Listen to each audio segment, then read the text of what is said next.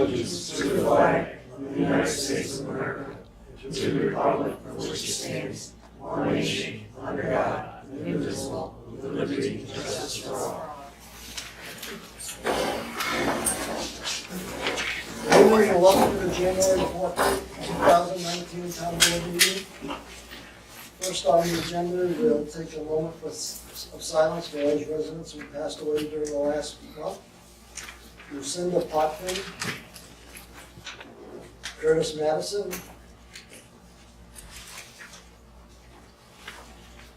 Ronaldo Lopez, Rita Dickinson Mateus, and Harriet Benedict.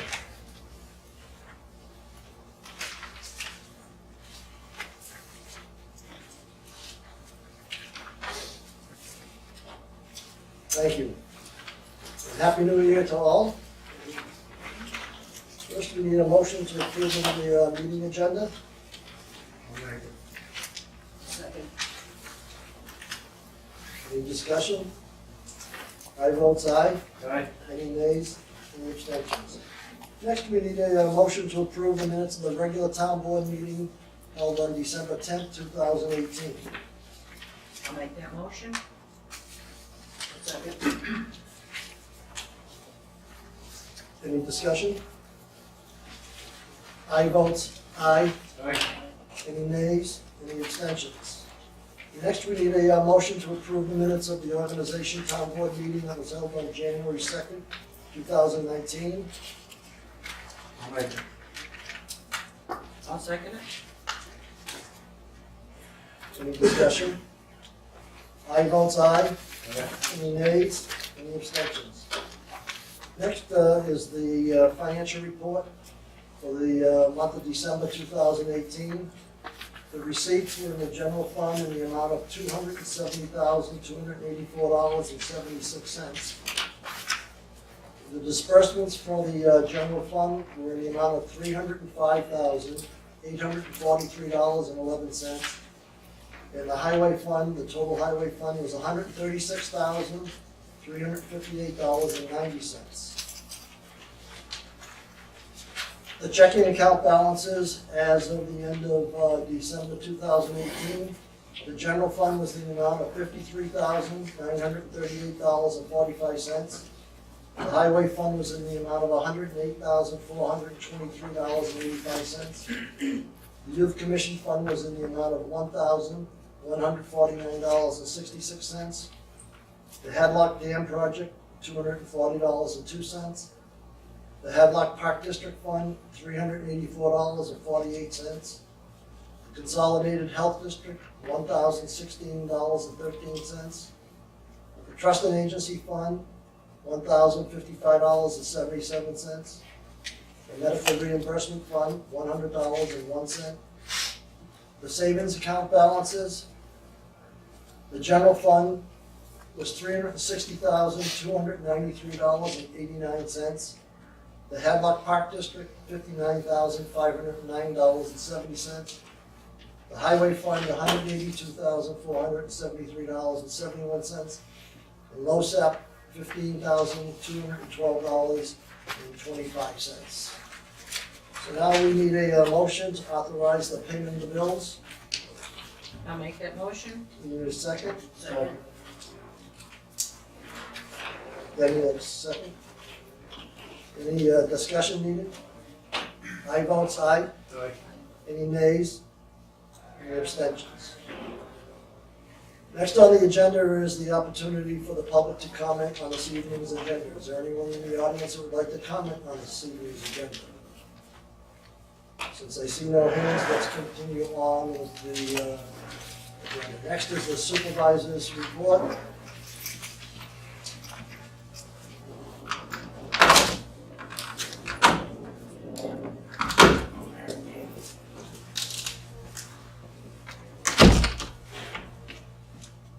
First is an update on Farley Road.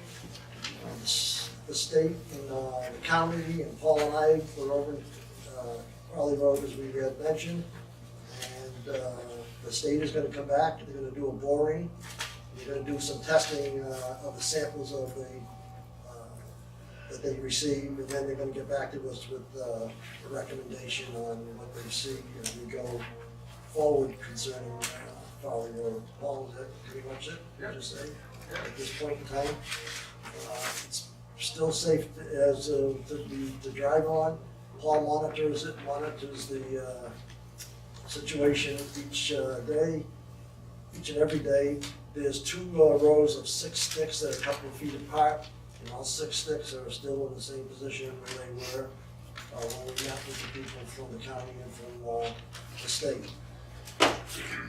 Next, regarding the Ellsworth being the one who was the lowest bidder for the Hogtown Road culvert over the Mount Hope Brook. I sent him a letter dated January 4th informing him that it's in the best interest of the people of town of Fort to reject all of the bids for that contract. So what we're gonna be doing is, we're gonna be going back out to bid again. Hopefully, we're waiting for one thing to come back from the New York State Department of Transportation. They're hoping to be able to get the notice put in the paper later sometime this week, if at all possible, so that we can move forward on this. And once again, we're going through the same process as we did the last time. We'll forbid that people have time to respond, and then once we get on, we'll have a specific date in the notice as to when the bids will be back, due to be back to the town, and at that time they'll be opened, and we'll go forward from there.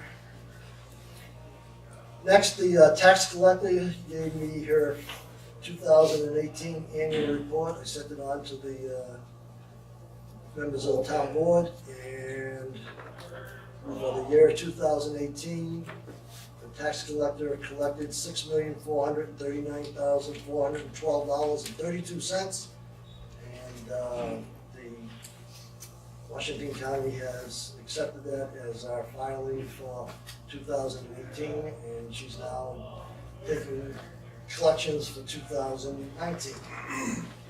On Thursday of this week at 10 o'clock, we'll be doing the annual finance review at the town hall. It's open to the public. If you'd like to come and participate, feel free to do so. We received an email from FEMA regarding field reconnaissance and field surveying in Washington County, and it's going to be through the months of January through the end of March. There are 2 companies that are going to be doing the surveys. One of the companies is called STAR, STARR2. The other one is the NADER Group, NADER Group, LLC. And they are going to, if they have to go on privately owned property, they're going to try to get permission from the resident to come on the property and do the necessary measurement of the streams and the waterways that they're interested in looking at this point in time. Sam Hall sent me a email. He's not with us this evening, and he asked me to specifically read it to at this point in time, and I'll be more than glad to. It's not very lengthy. It says, Supervisor Moore, several weeks ago, you asked the town board members to make a recommendation on how to best recognize Virginia Parrott for the significant contributions and the dedication she demonstrated in preserving and researching the historical data of the town of Fort Anne over the years. Several individuals, as well as several organizations, have offered suggestions regarding honoring Virginia. Example, Councilman Stark has recommended placing a plaque in the town hall recognizing Virginia's contributions. All have indicated their desire to see a permanent form of recognition for her achievements in preserving our town's history. Virginia deserves to have her efforts memorialized in a manner that will last indefinitely, will have maximum exposure for everyone in the public to view, and well-planned, funded, and appropriate for maximum recognition. In the coming weeks, I will consider these recommendations, ideas, suggestions that have been presented, along with the feasibility and the practicality of each, respectively submitted Samuel Hall. So he's working on that, he'll come up with some ideas, and once I think we get those ideas, then we'll try to finalize once. Rebecca Parrott, the daughter of Virginia, sent a letter to Assemblyman Steck regarding wanting recognition for her mother in the town of Fort Anne, and obviously Assemblyman Steck forwarded the letter back to the town for the town handle, since it's a town issue rather than a county issue. And last but not least, on January 2nd, the Board of Supervisors met in Washington County, and Bob Hankey was re-elected as chairman, and I was elected as vice chairman for the Board of Supervisors for the Washington County. Okay, next we will hear from the town board members. Debbie? Well, I met with Todd, just sort of updating some of the animal control laws, but I will wait and hand it over to Todd when his turn to speak. He can really address that. In addition to that, he had mentioned that there is an encoding process where various codes and stuff get actually put online. I would like to, I know it's kind of late for this year, but I would like to look toward checking that out for next year possibly. It's like a pretty good program. And basically it just puts all your town codes online, so if people have questions, they can just go to the town website and get a quick answer rather than having to do a lot of major research. I mean, it's too late for it this year, but something to look forward So to. we look into it as far as price and Yes. how to go about it. Yes. I guess one of the benefits of doing this is, besides having it online, is the fact that it's updated each and Yes. every year. They red flag everything. If you have two different sections that contradict each other or are repetitive of each other, they red flag it, and each year they sort of update them and stuff like that. Okay, great. Gretchen? We had the fishing derby, 6th annual, this past weekend. Hopefully we'll be handing out the prizes at the next board meeting. So I won't say too much about it right now, other than we made $1,847. We had over 200 people there, 200 registered anyway, plus there were some others. And you'll probably hear about it. I think there's a new species in there that we found at the Derby. One person thought they had a huge fish and it was really pulling and pulling, and he pulled up an otter. So the otter let go of the bait when he got through the hole and ran across the ice and back under. So, but that's about it. So it was very successful derby. Now, are you done? Yep. Were you gonna update us on the trail, on the meeting on that December 19th? The trail is coming along very well. We have a meeting this Wednesday, that's why I was gonna, That's So right, wait. because the financial piece is the piece we need to. okay, I'm not, We'll do it on Wednesday. oh, yes. The trail is coming along beautifully, and, it's not done, but the on-road part is getting almost like 80% complete. And we're right now trying to get signage so that people can use it. And What time's the meeting on Wednesday? Is that 11. at the county? so I'll know more after that. Alrighty, Denny? Yeah, I was in contact with Stephen Walczyk. He's the president of Alpha Boats Unlimited in Weedsport, New York. Had, I don't know, a conversation, 10, 15 minutes. I have all the information that he sent me to the town hall, including a DVD, price list, everything we need to know about upgrading, and I'll hand that to you. He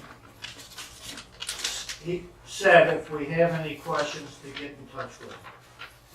He's got me down as a reference for the town. I told him what we were looking for, and we're trying to get ahead of the game. I do know that he told me it takes 5 months to get one. To buy a new harvester. Yeah, to get one. From the day you sign the contract, a lot of it is because of the complicated, or I don't know if it's super complicated, but the hydraulic system in those things is quite intense. So he said that it would be 5 months if we decided to purchase one. And he sent me everything he had. I'll try to make some copies of this for the other board members. Yep. There's a lot of stuff in there. Yeah, there's a lot of stuff in there. Yeah. Get it around. Okay. Knock on wood, that the current harvester operates during the 2019 summer. Yeah, that's what I told him. We're trying to get ahead of the game. I said if it gets us through this year, then we're probably gonna be looking at something down the road. I made no guarantees, but he's a real nice guy to talk to. I know that. First now. He's the guy who worked for the company where we got the current harvester from. Yep. Okay, good. The other thing, just real briefly,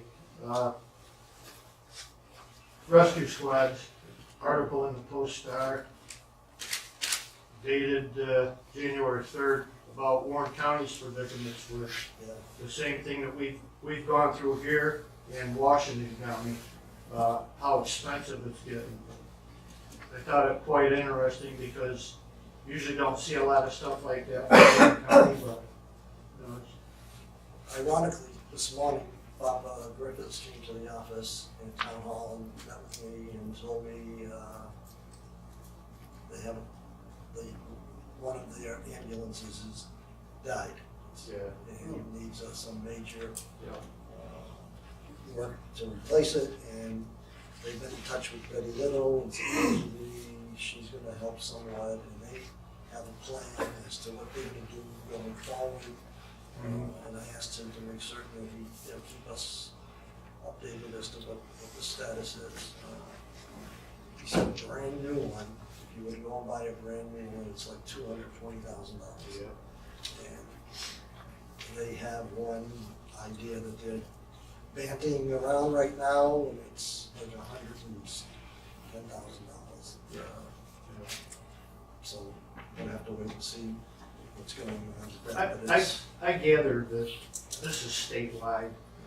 It's not just related to Warren and Washington County, that everybody's feeling the pinch. So the other thing is congratulations on you being named vice chairman of the county board. You took away my thunder. I was gonna congratulate you. I thought you were going to say you want to be the vice chairman. No. God bless you. Congratulations. God bless you. That's a friendly group of people. That's quite an honor, So So, you should be congratulated, and I'm sure you'll do a good job. thank you. See if you can shuffle some money our way. When you gave me the oath of office, the judge said specifically, you're not, how did you word it? You're not taking any money. You're not taking any money, I'm gonna send any money.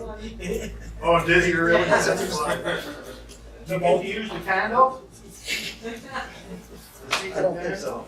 All Okay, right, next I'm is, done. Thank you. good. Next is the town clerk's report. Check was given to the bookkeeper for $218.71 for the period of December 1st to December 31st, 2018. Paul? Last month, we've been dealing with little snow, a lot of ice, a lot of rain. We've done sanding in the morning to fix some washouts in the afternoon. Everything's open, all the roads are in decent shape. We had a little incident with the new plow truck that we purchased. The wing dug in and bent the wing post and hit the fender, ruined the tire. We're in the process of dealing with the insurance company. went and picked the parts up to fix the wing post today, so that'll be done tomorrow hopefully. And we're waiting here with the insurance company says on the rest. Are they coming? The insurance company coming tomorrow? They're waiting to hear what Western Star says, body shop from Western Star before they come. She said a lot of times with a brand new vehicle, they don't have to, they just compare back and forth with the insurance company. What I'm hearing is the truck will probably be here the rest of the winter anyways, so. And we're still using it. Yeah. We're putting the wing back on hopefully tomorrow afternoon. Probably gonna be spring before the rest of it gets fixed, but. Okay, anything else, Bob? Nope, that's it. I think of.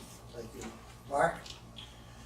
Okay, you got my report. We got 4 building permits, 1 demo permit, 15 phone calls, 12 voicemails, 4 emails, 4 meetings, 2 letters, 2 follow-ups, and 1 message. Anybody got any questions? I sent that email today to the board and you, the judge dismissed the 1 case. All the paperwork's been accepted and the fine, the fees, let me say it properly, the fees have been paid. Ready. Todd? I'll be out of state February 4th through the 10th. Mike Hayes, I believe, is doing the coverage for that, as he did last year. I gave my written reports, both monthly, and I did a yearly report.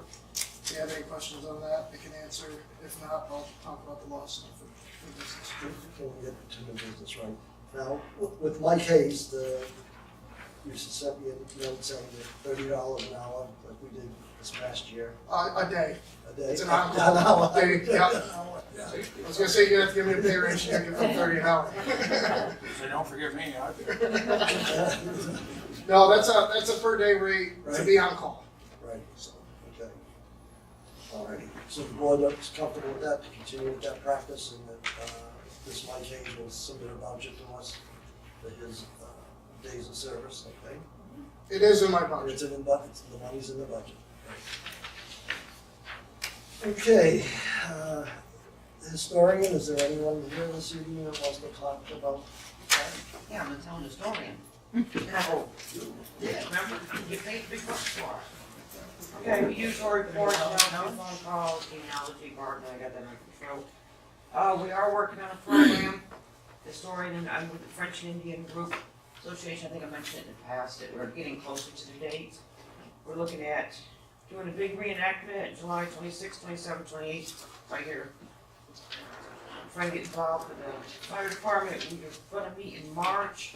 I'll update you more on the festivities of that, and if we need to have Supervisor Moore or somebody from the board sitting on that meeting maybe, with the reenactors, the fire department, Legionnaires, whatever. It's gonna be a big 3-day event, we're trying Okay. to bring in the public and that war, and then Sam will update you next month. The Legion, I hear, is working on a battle, a 4-day event too, that doesn't require a parade and float, so, with reenactors, so Sam will update you next month on that. Other than that, it's usual stuff. Okay, thank you. Okay, now on to new business.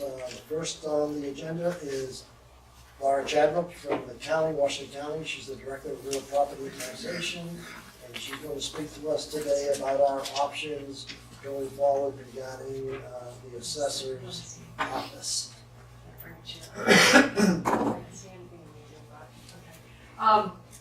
I came to the town hall on the 8th, met with your prior assessor, John Bonanno, reviewed everything where he was at with his work schedule, and building permits, where his computer's at, applications that were coming in, filing system, how the cabinets are set up, voicemail, email, we went through everything. I received a laptop from him, everything was in good working condition, and had some phone calls while I was there.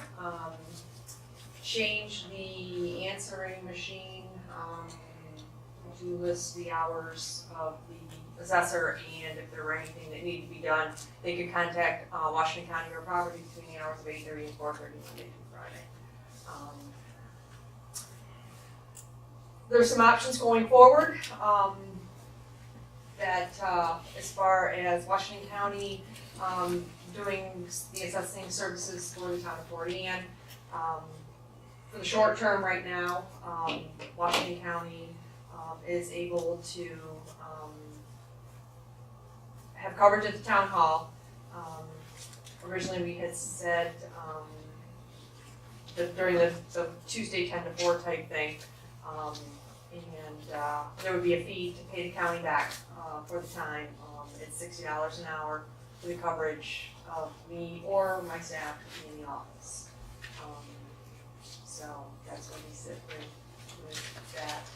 So the two things we're gonna be dealing with this evening. The first one is short-term one from January to the end of February.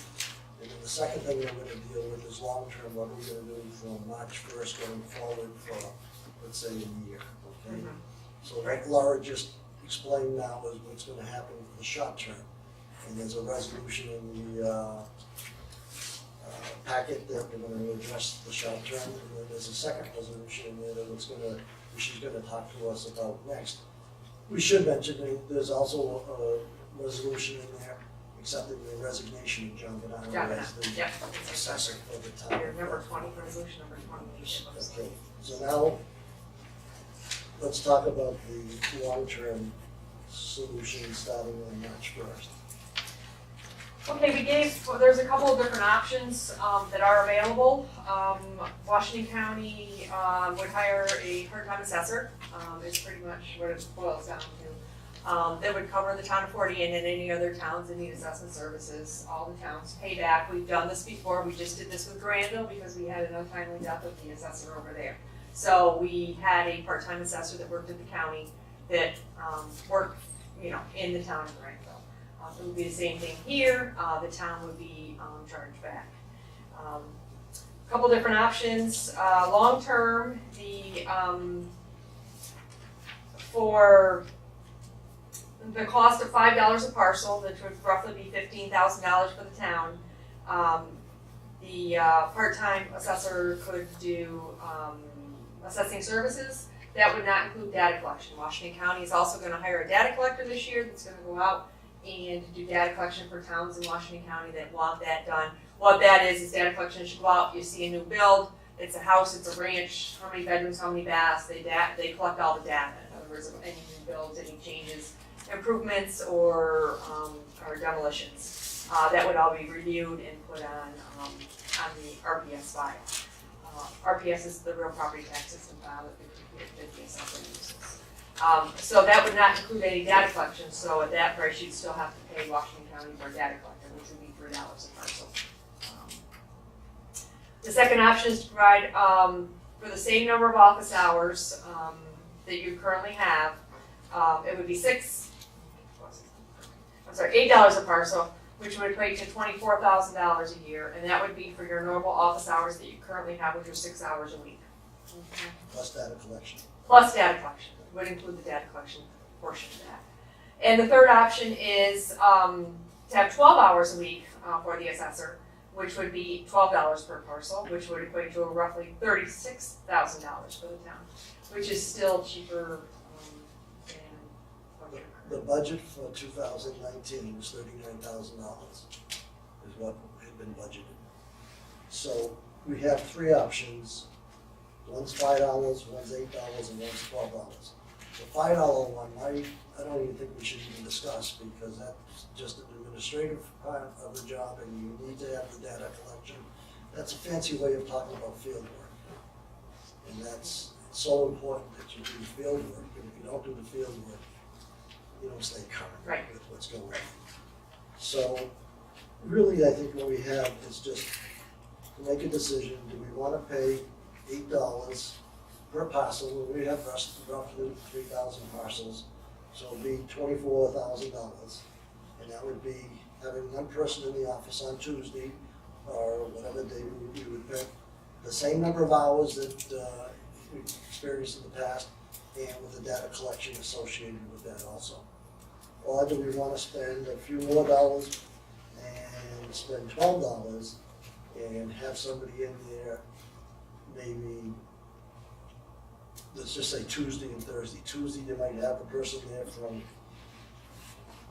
9 to 3, and on Thursday, maybe you only have the person there from 9 to 12 or something like that, or possibly 9 to, but you'd have to pay, we figure out whatever the exact amount would be that we would have to pay. We need to make a decision this evening which option we want to have so that we can go forward, because you have to have a 45-day period of referendum, public referendum, so it's important that we make that decision tonight. Once again, my recommendation to the board is not to even entertain the $5 option. It doesn't make any sense to me at all. I think it just exacerbates the problem if you don't address having the data collection.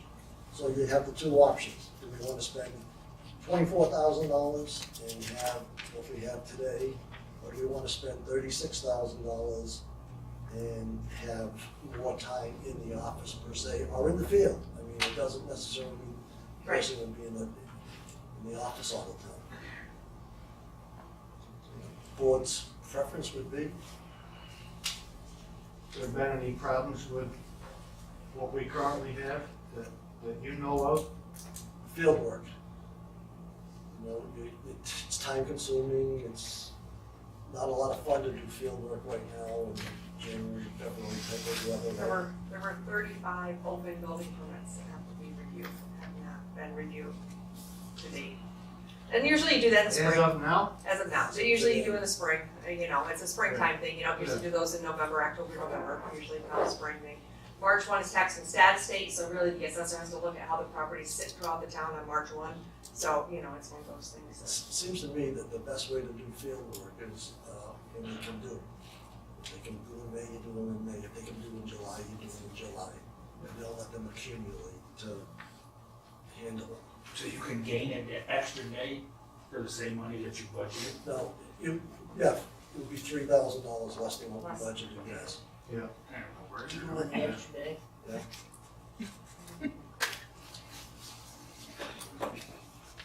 Well, we're under budget.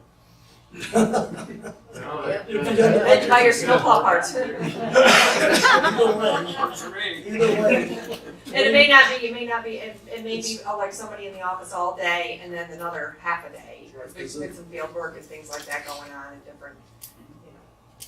so you have two options that are under budget. One's $24,000 and one's $36,000. So they're both under budget. And they're both on the short term or on? Well, all those are long term. There's a lot.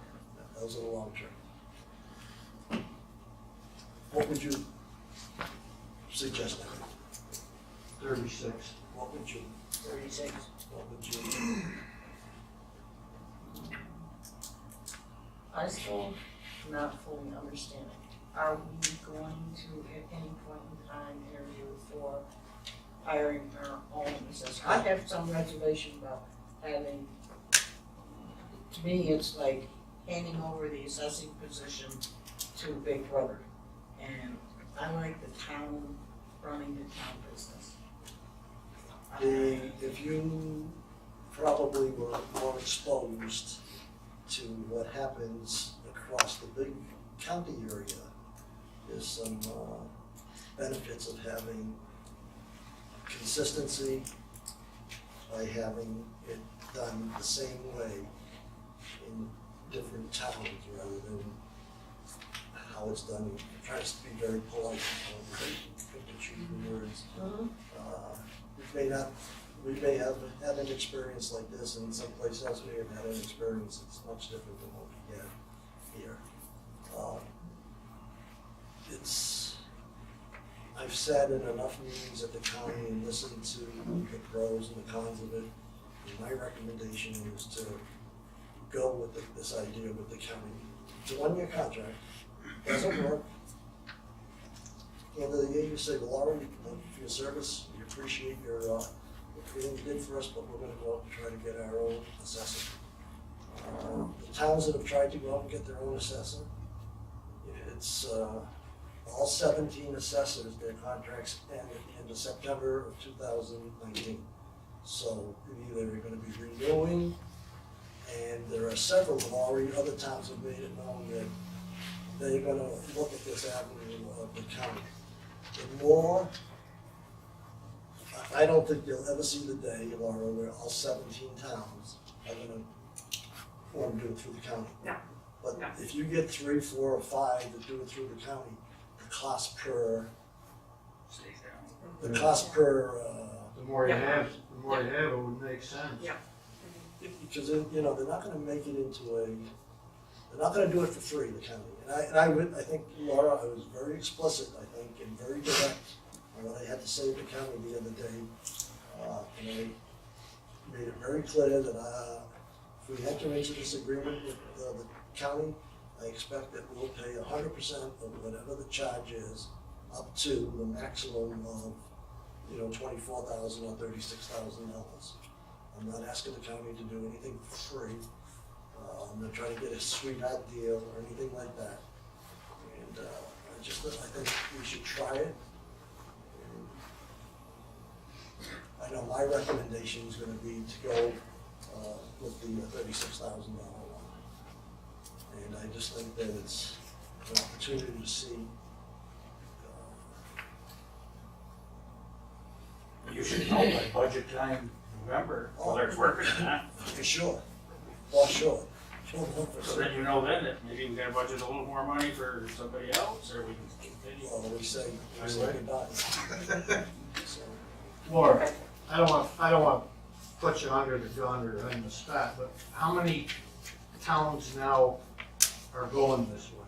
Do you have anybody as of now, or no? The only one they had, I have one that definite, the rest I can't really say, it's a Okay, personnel Granville is, matter. you're doing Granville until they Well, sell. we're not doing Granville anymore because now they found a full-time They found a assessor. full-time. The lady that I got in there, the lady she hired. the to lady be I a hired for part-time, part-time, Granville they took. liked her so well, they said, well, we're gonna take you full-time. That's all, thanks. And there are not a lot of assessor candidates out there, it's not, you know, Yeah. I wish there were 20 people that wanted to do the job.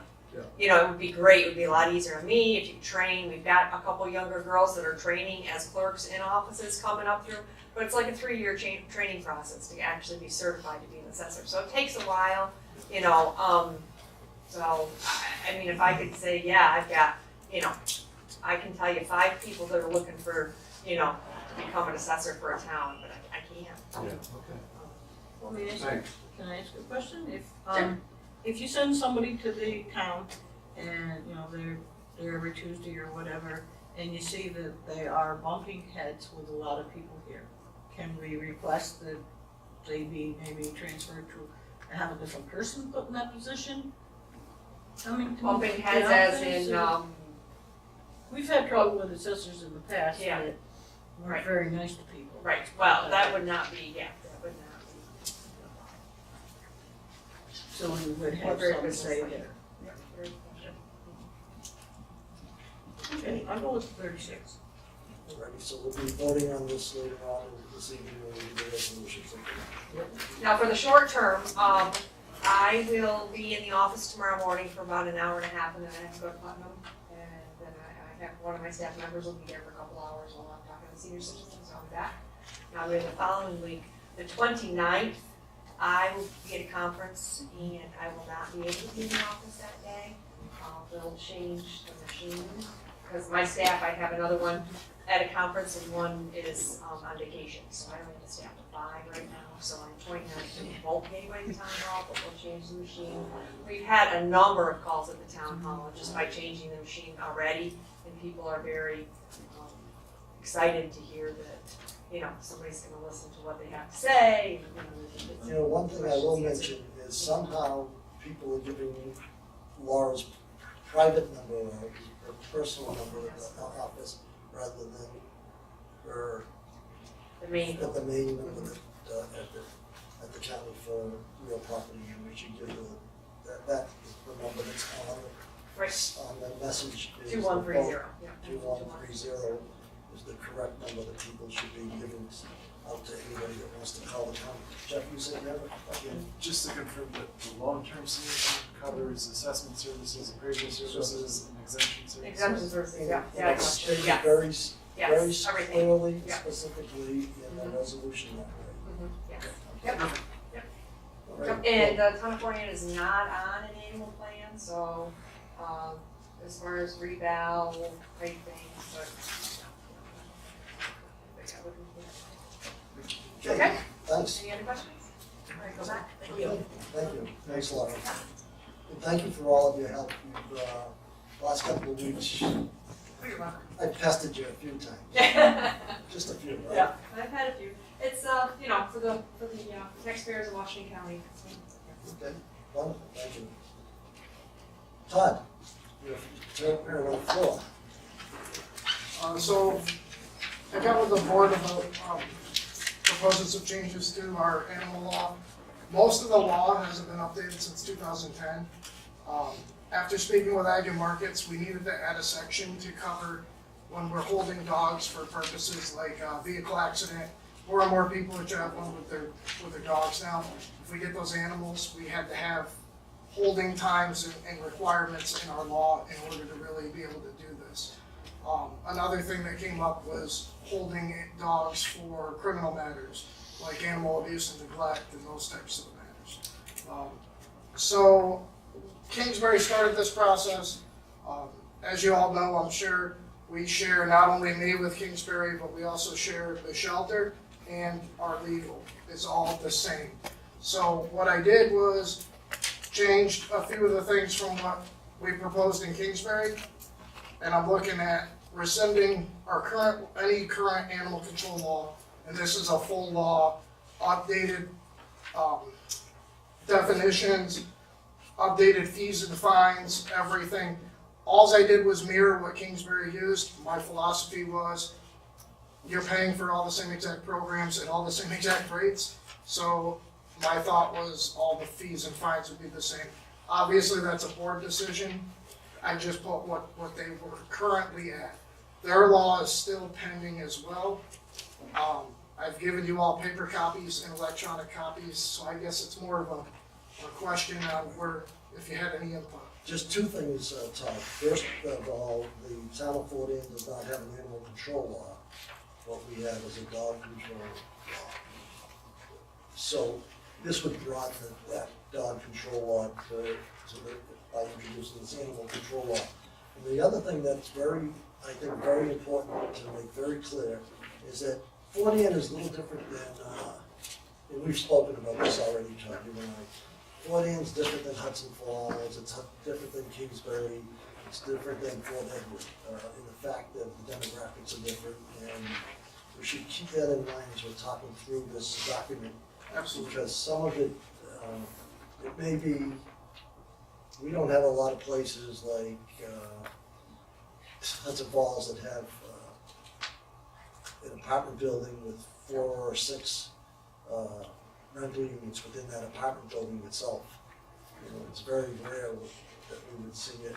I don't even know if that exists in Fort Ann. And there's a few of those I put in the comments that I recommend we take out because of that And reason. then today you presented us with an updated version of what the draft animal control law is. And I guess at this point in time, we should go page by page and see what questions come up, okay? And I'd just like to say this is just the initial draft. Obviously, we'd have to come to some sort of agreement and before it would go up to a public hearing. Correct. Okay. You want to lead the way on the pages? There's 12 pages, right? Yeah. So we'll probably start on page 1. Yeah, page 1 is all your definitions and things like that. It's basically most of the stuff directly from Ag and Markets. I don't have any, if anybody has any question. Same with Page 2. most of page 2. Article 3 at the bottom is where I guess would be some of the new stuff for Fort Ann, if the board wants that in there. On page 3, which is continuation of Article 19.1-5 domestic animals. You're thinking of adding cat felines. Why are we doing that? That was a recommendation from, that I had requested. Right, so why? Basically, I've had 3 neighbors call and say what can be done, that they were having problems with, our street is being really overrun by cats at large and, ruining lawn furniture or whatever. And I was like, we really don't have anything saying that anybody has to control their cat or in any way control it. We really had no place to go. So I asked, maybe this is the time we put something in. What do the other towns do? so the village of Hudson Falls has a cat law. It's in place, it's enforced by the village police department or the code enforcement officer. I can't enforce anything outside of dogs, so this would be out of my purview. It would fall under enforcement. The other part, or the key part to that, is New York State sees cats as free roaming, meaning this only works if the person knows who the owner of the cat is. So this would be a real specific nuisance type addition to the law. So it's like I said, it's really to the board's discretion if they want to add cat. I really have no dog, pun intended, in the fight, because I can only handle. Let me just read you one thing. 19.1-X. It should be unlawful for any owner of any person harboring a cat to permit or allow any cat to run or roam at large through the town of Florida and to enter upon property of another without the knowledge, consent, approval of such person. 3.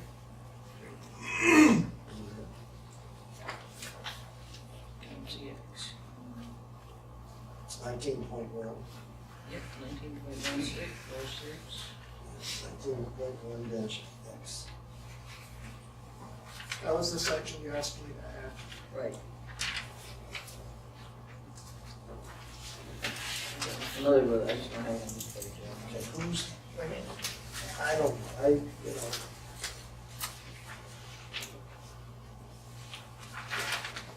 Mark, you're the one who's gonna have to chase these cats. Well, I've owned up to 4 cats at one time before, and let me tell you, it's not easy to catch a cat. I've worked on numerous farms, and it's not easy to catch a cat. It's also not easy to keep a cat in your own property. And the reason the cat markets don't do anything with cats is because they are free roaming. You never see a cat on a leash, you don't see them on a runner, you don't see them in a caged-in area, because they'll just climb the fence and they're gone. So the cat is really one of those types of animals that you can't control, unless you keep them inside, and that's really, you don't want to do that. So I think that would be a headache that I don't think the town wants to put themselves in that position. I also feel some of the people out here use them for rodent control on their farms, and this would become an issue for that as well. It's another one of those, it's a lot different than the village of Hudson Falls. Okay, what do you think? I disagree with it. Cats are free roaming. I've owned cats. I don't know how far they roam, but I do know in the fall, when it starts getting cold, they are mouse catchers. I currently don't have any cats, but they're free roaming. I mean, I think it'd be a huge headache for Mark. He's got enough on his plate. Gretchen? I agree. No. Debbie? You're for it, right? Well, I'm obviously for it, I suggested it. I don't know what to tell people that, tell me, well, dogs were free roaming too, till we start putting regulations on them, exercising them and controlling them. What do you do about people that have 30 cats and just let them there a lot of people that have that, 30 cats? On our road, yeah, Really? if you have a barn, they just multiply and multiply. I realize it would be a headache for Mark, but I also realize it's a headache for residents that are having, that pay $300-400 for lawn furniture out on your deck, only to come out the next morning and have the neighbor's cats sprayed all over it, and there's nothing they can do about it.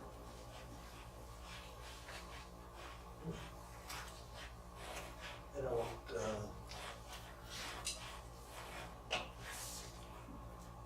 I don't think that the town is in a position that we want to say that, I just want to read the one sentence once again. It shall be unlawful for any owner or any person harboring a cat to permit or allow any cat to run or roam at large within the town of Fort Anne.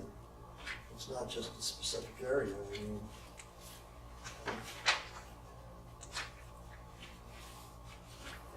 I have a cat. Cat stays in the house, it's never been outside. I have a cat that comes up on our porch, and peeks in the window, and stays for a few minutes and leaves. And I don't think, personally, I don't think we should keep this section. Okay, so let's delete that. So you delete Deleting it. the two feline piece and the 19.1-X. That's a good one. 1914, was there any questions on that? I believe that would be new for out here. If it was added, it's on page 2, I'm sorry. Page 2. Yes.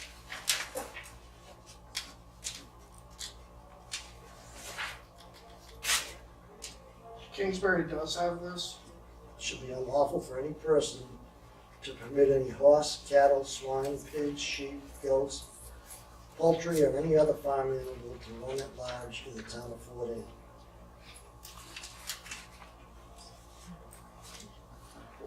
Basically what this is saying is you gotta keep your farm animals on your farm and not in the street. How many times have we encountered that? This is starting to look like World War III. Can move I it. didn't have anything. No, this was something that was in Kingsbury's, it could be removed. it's gone. Alright. That's why I asked. Now we're ready. Page 3 licensing, Yeah. it's all pretty much the state until you get down to D. Or I'm sorry. C, the last paragraph in C. When the town board determines the need for a dog enumeration, fee and time frame to be determined by the town board by resolution and encompassed in the town fee schedule. So that's saying if you want to do a resolution, all the fees associated with the resolution will be done at the same time as you set the resolution. D is the service dog. That's saying that you will be exempting service dogs. They're exempt from fee. I believe you're already doing that. Am I correct, Barb? Yes.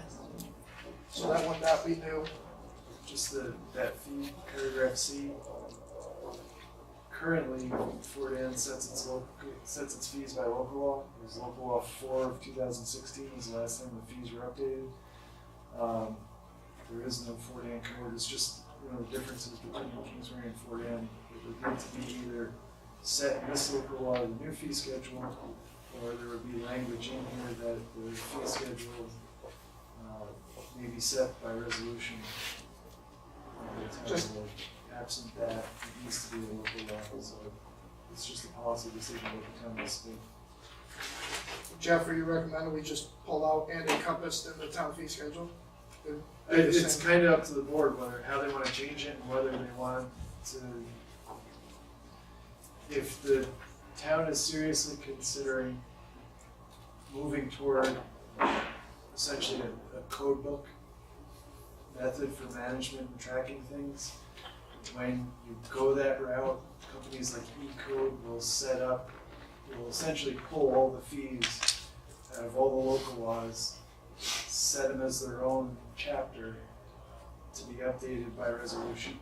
So if you think you may want to head in that direction, then it may not be a bad idea to have language in this local law saying fees to be set by resolution.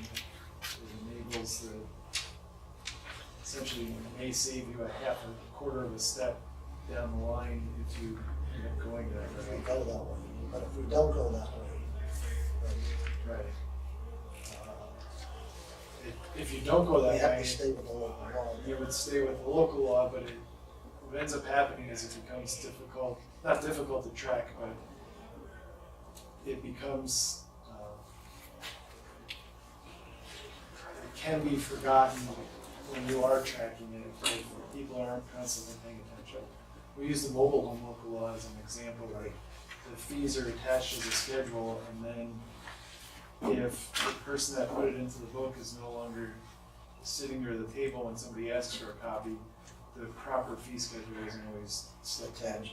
You know, we've seen that with the planning board when they have a lot of turnover in the clerk position.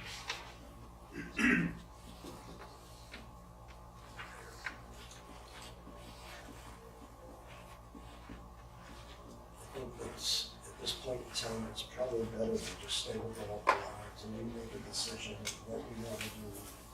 Once we do some more research that he's going to look into, and then at that time we can address it, okay? So the state, So just for the purpose of updating this, where it says town fee schedule, take that out and replace it with local law? No, you put in exactly what the fees are going to be, whether, so in the Section 4, it's similar to how it's set up in the fee schedule. It would set out, you know, the licensing fee for spayed and neutered, the licensing fee for unspayed. Oh, okay. And set out all the fees individually right in this section.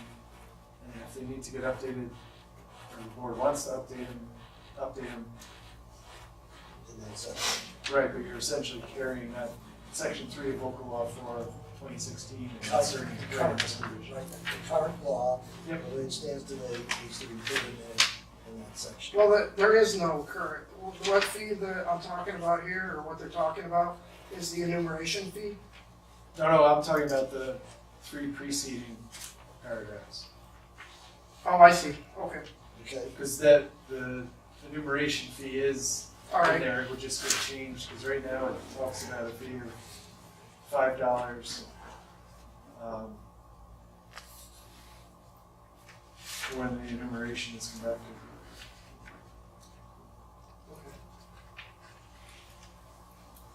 you got that? Yeah, I'll give it to you in a second, make sure it's right.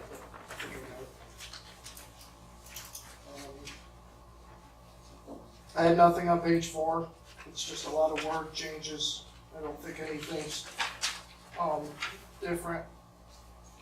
It's just kind of cleaned up and worded different from what it was prior. Anybody have any questions, page 4?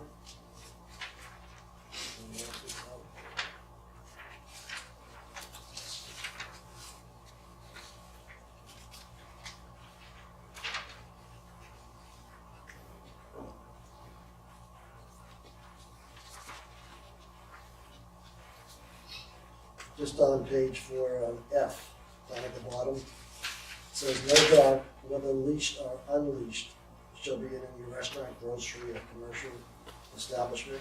Why do we use the word unleashed when we have a leash law? Came out of Ag and Markets. Okay. It's word for word law out of the Ag and Markets law.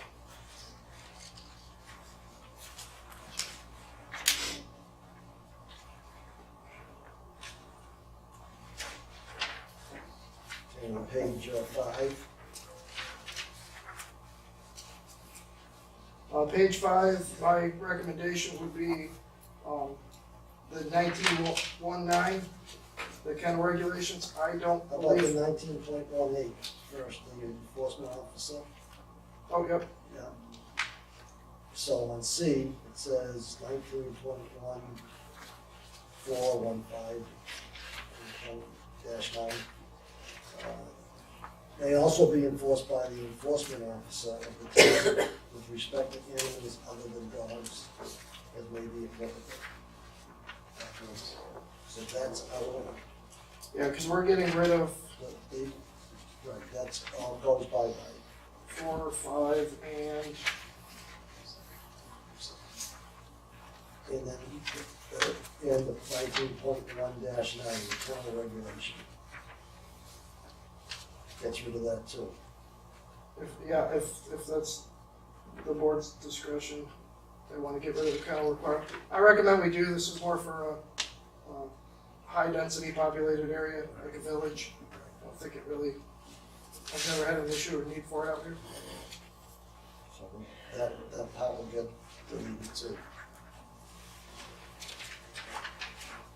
Okay. Page 6. Filing complaint in jurisdiction of court doesn't need any attention. I think that's pretty straightforward. That could be Megan Marcus.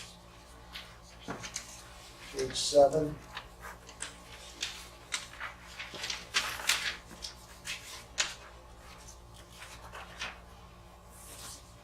So this talks about the dangerous dog.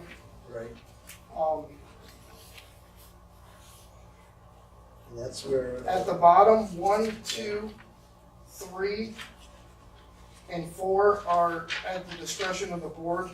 I just used what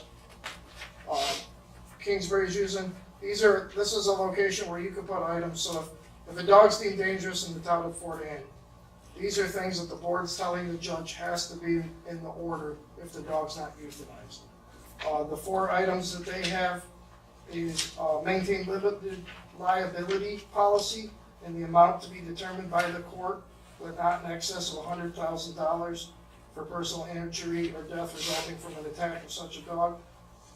Now that's if the judge says, So a dog's deemed dangerous, but it's going to be returned to the owner. and the judge says, in order to keep the dog, you need to maintain $100,000 worth of liability insurance on the homeowner policy. That'll be one of the items that, so the state mandates a couple things, microchipping, spay and neuter. And then it says that the town has to add one more thing at a minimum. Kingsbury went above and beyond, they have a couple things that they added. I recommend keeping them, a little biased though, because I recommended these ones, so. The insurance would cover if there was another attack. Means the owner has insurance if somebody got hurt. Correct. Number 2 is muzzling when on private property. The dog's shown a tendency to bite in the past, so if we have it muzzled when it's in a public area, it's going to be less of a risk.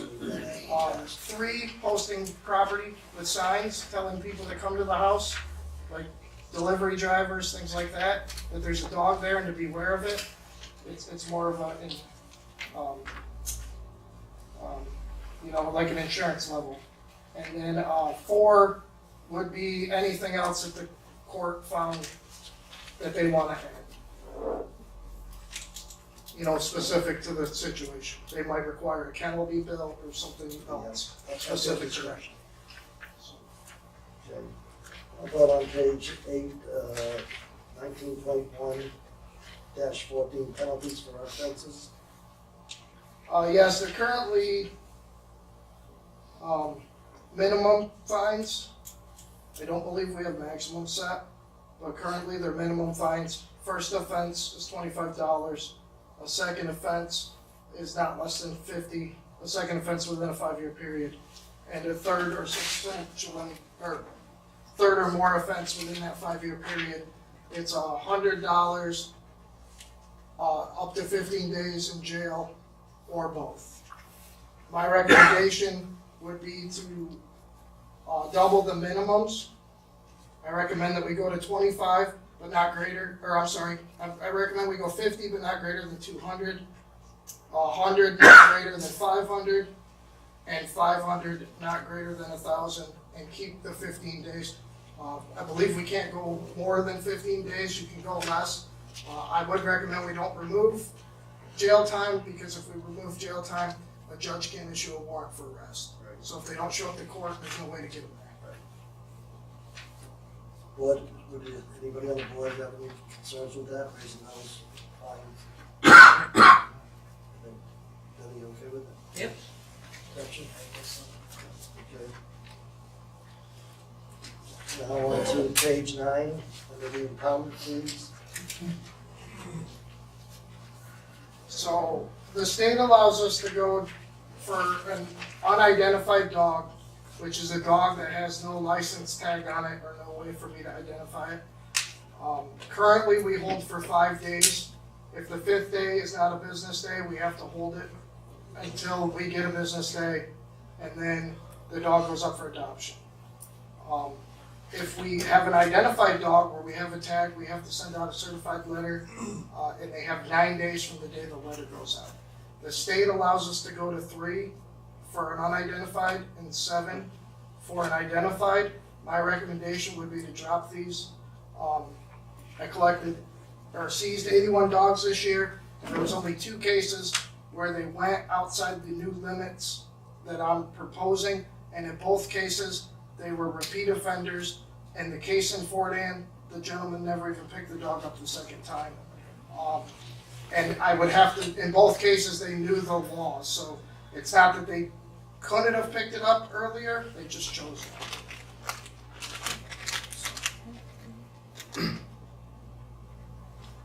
It's $18 a day for us to hold, so the longer a dog stays in our custody, the more we have to pay the shelter if it's not redeemed. It also will get the dogs out a little quicker to adoption and out of the shelter a little faster. Anybody have any thoughts on this? I think we should leave it at 5 days the way it is today. I don't think we should make it 3 days. That's just my personal opinion.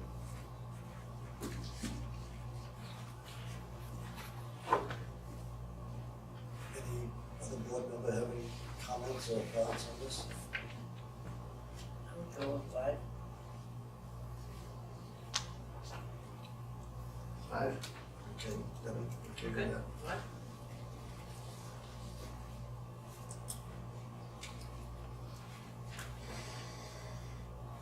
Then on the notice of seizure and redemption, on 19.1-19, so you're saying they cut that down from 9 days down to 7 days, right? Yes. And that seems, explain what that section means and why. That means we know who the owner of the dog is, right? so we know it's an owned dog, we know there's an owner out there, and we give them more time to give them the opportunity to get the dog. We also send them a certified letter. So even when that 7 days, if the owner cared about the dog within 7 days, they would certainly know something. The dog is missing, or they would want to get the dog back. So I think the 9 days makes a big difference, and I think you could go with 7 days on that. What's the other board members think? Agreed. Okay, good. Okay, so we'll leave that at 7.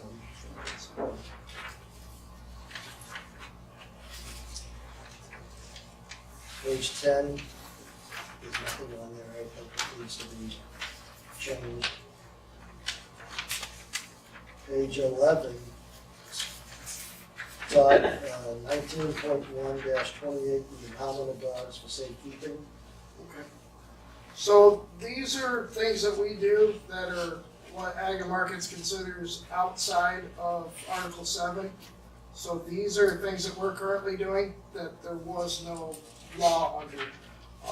A would be if law enforcement turns over, so if there's a vehicle accident or somebody has a medical emergency and they're from Vermont and they don't have anybody to take the dog, and obviously you can't go to the hospital with them, we take the dog and we hold it.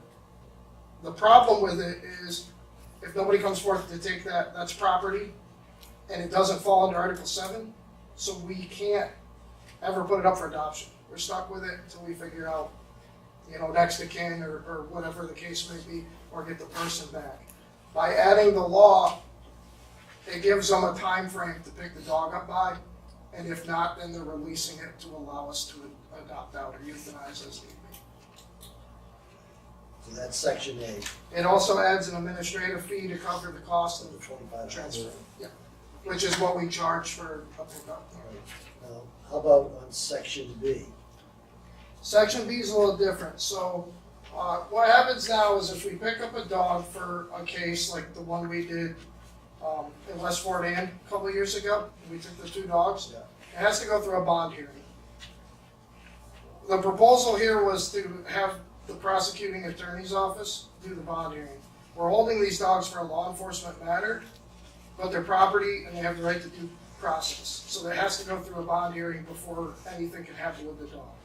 The bond hearing's either gonna set an amount of money paid to pay the cost of holding the dog, or if they don't pay it, it releases to the town.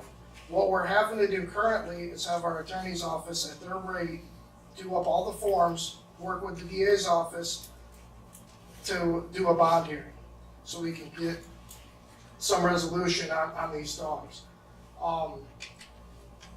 To my understanding, our attorney's office has been in contact with the DA's office, and they're not wishing to They're not do the enamored- bond hearing. They're not. enamored by they're not willing to do it. um, My thought is we're doing this as a service to them.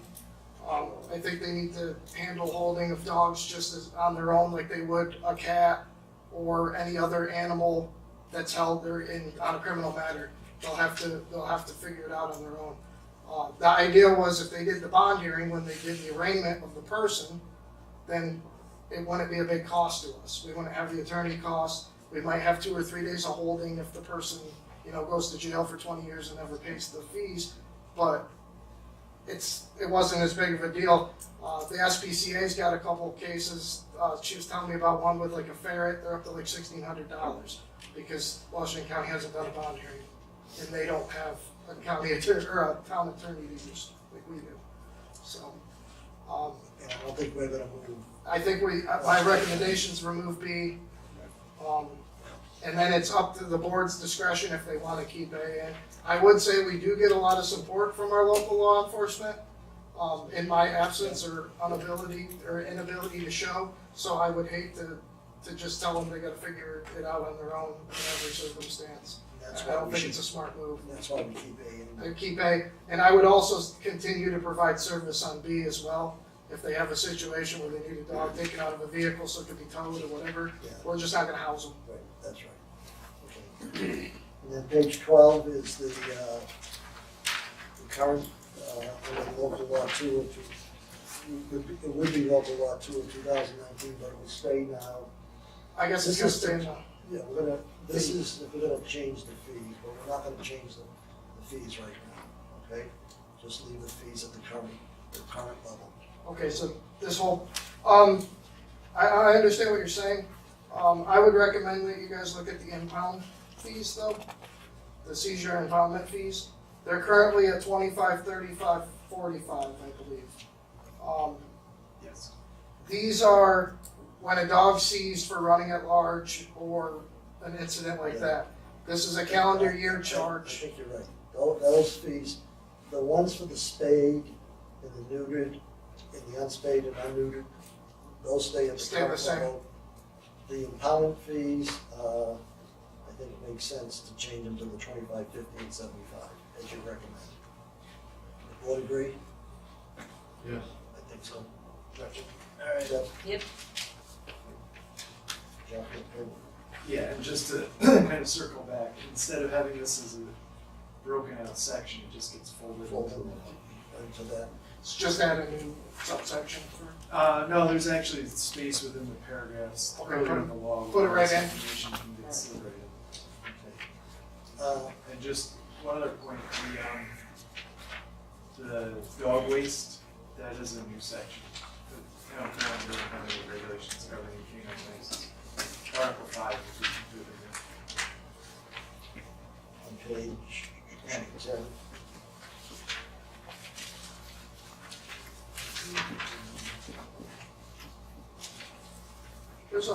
There's a current waste law. there. Not part of the dog control. We have one. I'll Maybe show somewhere else, but it's not. It's not on the 2010 one. Yeah. Okay. So that being the case, what do we need to do with this, then, Jeff? Nothing, I just wanted you guys to know that it'd be new, that it's not part of the existing dangerous dog law. Dog control regulations.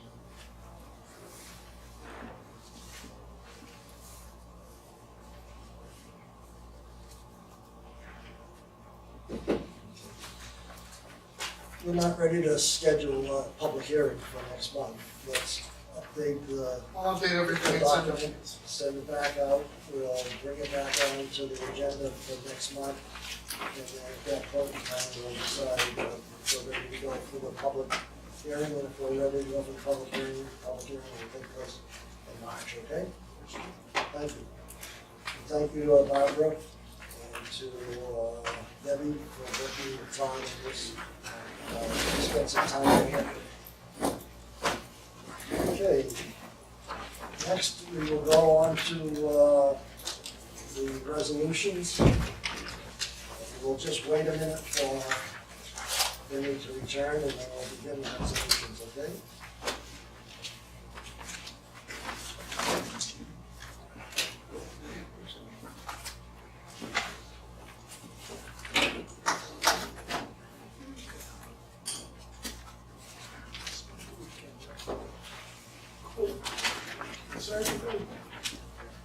From my email earlier about Mike.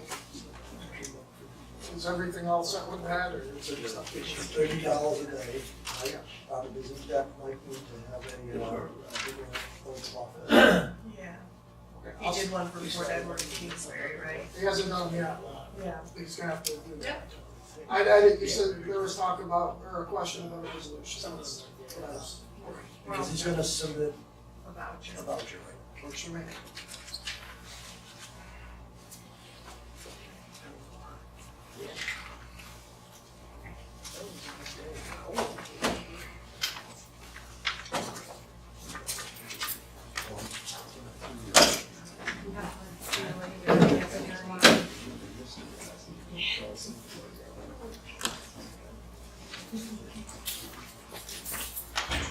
Okay, now we'll start with the resolutions, and we'll start with resolution number 26. Accept the resignation of William Butler, MEO, effective December 26, 2018. Okay, we need a motion for the resolution. I'll make it. It's something new, right? It's for the record. Need a second? Second. Further discussion? Aye votes aye. Any nays? Any abstentions? Number 27. Resolution appointing full-time MEO, the hiring of Steve Wade from part-time MEO to full-time MEO as of December 31st. Okay, we need a motion for that? I'll make it. Second. Any discussion? Aye votes aye. Aye. Any nays? Any abstentions? Okay, number 28. Resolution accepting letter of resignation from John Bonanno, Town Assessor, and the termination of contract with Municipal Assessment Services effective December 31st, 2018. And we need a motion for that? I'll make it. Need a second? Second. Abstention? Either one of us. Okay, you got a question. Aye votes aye. Any nays? Any abstentions? Okay, next, 29. Resolution creating and appointing the position of Seasonal Harvesting Coordinator. Now therefore be it resolved that the Fortean Town Board hereby creates the position of Seasonal Harvesting Coordinator, a temporary position pursuant to New York State Civil Service Law. And be it further resolved that the Town Board hereby appoints Hannah Barber as the Seasonal Harvesting Coordinator for Lake Hadlock at the rate of $20 per hour. Need a motion for that? I'll make it. I'll second it. Any further discussion needed? Aye votes aye. Aye. Any nays? Any abstentions? Okay, number 30. Resolution appointing members to the Dispute Resolution Committee, whereas the town board wishes to appoint Gregory Lahoyski and Donald Bordeaux, both Fortean residents, and now therefore be it resolved that the Fortean Town Board hereby appoints Gregory Lahoyski and Donald Bordeaux to serve as members of the Dispute Resolution Committee through December 31st, 2020. And this is part of the right to farm law. So we need a resolution for this.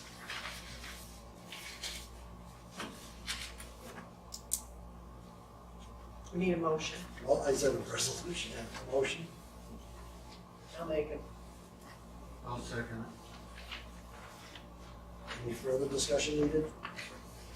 I vote aye. it. Aye. Any nays? Any abstentions? Number 31. Resolution appointing members to the Dispute Resolution Committee. Now therefore be it resolved that the Fortean Town Board hereby appoints Grant Whitmer and Jeff Grumman to serve as members of the Dispute Resolution Committee through December 31st, 2021. Need a motion for this? I'll make it. Second. Any further discussion? I vote aye. Any Aye. nays? Any abstentions? Resolution number 32. Resolution introducing the proposed franchise renewal with Time Warner Cable Northeast.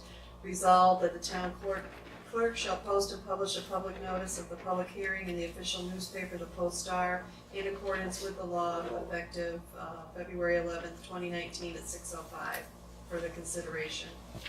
So we need a motion for the, this resolution. I'll make the motion. Any second? Second. Now, the only difference between this renewal contract with Chat Communications, also known as Spectrum and Time Warner, the current contract was for 15 years, and this one is only going to be for 10 years, and I asked them to cut it back to 10 years because of the change in who knows what's going to happen in 10 years, what the world's going to look like in 10 years. And so we, that's the only major change. The fee schedule that they pay the town will continue to be the same, and they'll pay on an annual basis like they do today. So any further discussion needed for this to have the public hearing? I vote aye. Aye. Any nays, any abstentions? Okay, next is, need a motion for, well, it's resolution number 33, Barbara. Resolution for municipal cooperation. Now therefore be it resolved that the Fortean Town Supervisor is hereby authorized to execute and deliver the NYCLA SS Municipal Cooperation Agreement amended and restated as of March 14th, 2014 in the name of and on behalf of the town of Fortean. And be it further resolved that New York Cooperative Liquid Asset Security System, NYCLA SS, be included as an official depository for deposit and safekeeping of town funds for the town of Fortean. So we need a motion for this. I'll make it. We need a second. I'll second. Last Thursday, Helen and I met with the young lady from my class, and specifically to talk about how this works. And what we would do is my class is available in the state of New York. It's the law allows it, the municipal law allows it to take place for municipalities and schools, fire districts, and what it is they invest in short term, typically less than 60 days. And it's not a bank, it's a depository, and the difference between a bank and a depository is a bank, loans money to people. They have car loans, they have mortgages, and they have bricks and mortar expenses. This is just managing the money, and the interest is much greater than what we're currently getting. Matter of fact, at this point in time, the interest is 2.24%, and right now we're getting 0.00, like 2.24%, so it's much greater than what we get. The county's put a large amount of money in there last year, and this year expects to have $500,000 interest generated from moving the money from my class. I asked the question about how come this has been such a well-kept secret, for such a period of time, and one of the supervisors, who's been around for quite some time, said, oh, no, this has been around for 20 years or longer that we've been involved in this. Kingsbury did it last year, and they, prior to the year, in 2017, they got like $1,600 of interest they earned through the current situation with the bank.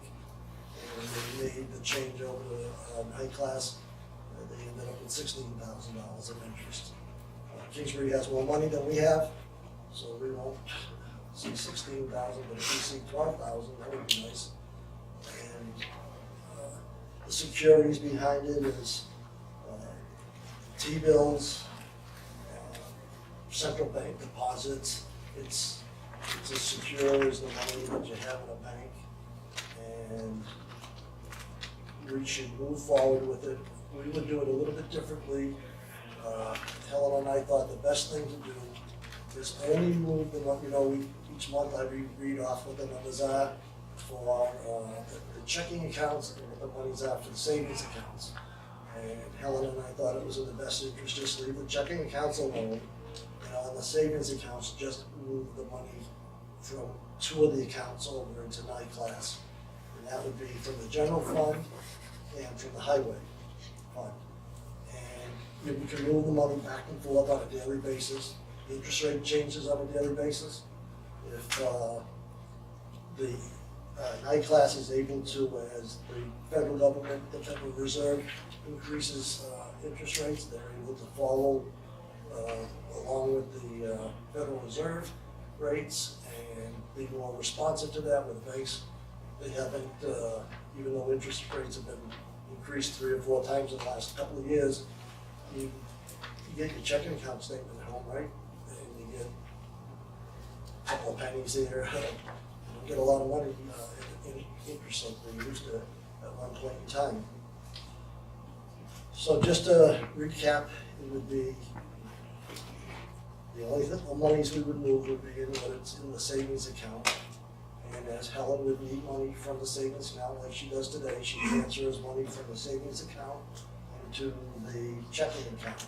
She takes money from the highway savings account into money in the highway checking account. She takes money from the general account, puts money into from savings general account into the checking account. Do the same thing, but the money for the the general savings and the highway savings would be under the night class. Just with the stroke of the button, hit the key and transfer the money as needed, just like she does today. Any further discussion needed? Any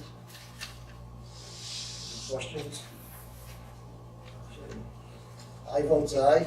Aye. Any nays? Any abstentions? Okay, next is, it was Denny and Gretchen who made the motions, so they're all set. Okay. You do the vote on that? So we're all set? Number 34. Resolution to approve 2019 Aqualogic Dash contract for suction harvesting on Lake Hadlock. Now therefore be it resolved that the Fort Town Board accepts the proposal from Aqualogic Inc. for performing diver-assisted suction harvesting on Lake Hadlock in an amount not to exceed $37,600. Resolved, the supervisor is hereby authorized to execute the agreement in accordance with the terms of the proposal, subject to the final approval by the attorney for the town of Fort Anne. So we need a motion for this? I'll make that motion. We need a second? I'll second. Discussion? Rich, what was the response on this proposal? I remember after his presentation, I guess he was kind of ticked or whatever. On the dashboard? Yeah, So where we ended up on this, remember, originally there was gonna be 2 options. One was we could buy the boat for $44,000, and he would charge us $750 a day. The second option was, we thought it was gonna be $1,000 a day if you didn't buy the boat, but it's $1,250 a day. He decided that the only option that he would have is the $1,250 a day. I don't think we wanted to buy a boat the first year without knowing how this thing's gonna work out with this guy. Okay, we don't have any experience with him, so I'm not that concerned about the fact that the price is the $1,250 a day. I wish it was the $1,000 we were told it was gonna be, but it's $1,250. It is what it is, okay? So when I called him afterwards, he said to me, I asked him, I said, well, what's the minimum number of days that you would do? And he said 15 days. Well, that didn't seem like it would be that productive, okay? So I said, well, what if we do 30 days? How would that be? How would you do that? He said, I would do 3 things specifically. Number one, I would come into the lake and I would, free of charge, get in the water, find out where the milfoil is that needs the most attention. And he said he would do 2 times he would be on the lake. One time he would be during the June time frame, early June time frame, and then he would come back in the August time frame. He would do 20 days up in the June time area and 10 days up in the August time frame. Right.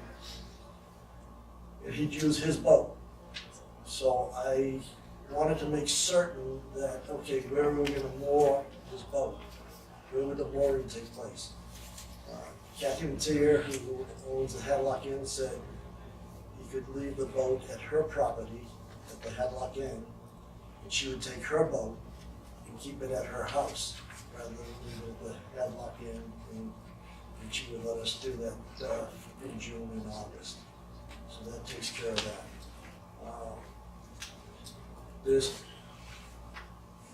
We can vote on this evening with 2 considerations though.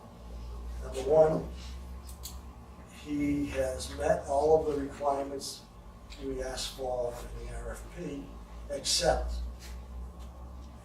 he has not provided yet the workers' compensation.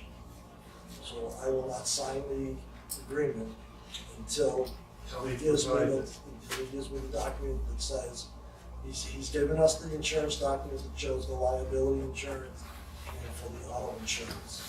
He's not giving it yet. He said he'll have it by the end of January. The other thing he wants is $12,000 down payment by April 1st, and that seems reasonable. And the total charge is going to be $1,250 times the 30 days and plus $100 for some sort of administrative fee. I'm not sure where that came from, but so be it. And obviously, as Barbara just read, this won't get signed by me until Jeff gives me the okay that he's reviewed all the financial, John. So, and I told Dominic G that tomorrow I would give him a call and update him where we are at.